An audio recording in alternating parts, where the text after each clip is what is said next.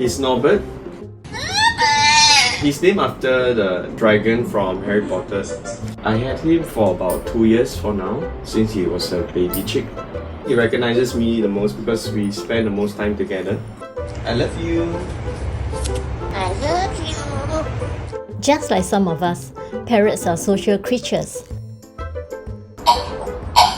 By mimicking sounds, they can interact and communicate with people around them. We have a pet dog at home. Both of them get along well.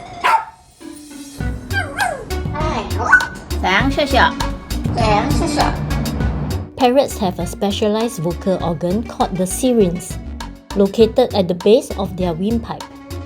This unique placement and structure allows them to produce a wide range of vocalizations. The syrinx is highly flexible and gives parrots precise control over the pitch, tone, and volume of their sounds, enabling them to mimic everything from environmental noises to complex human speech.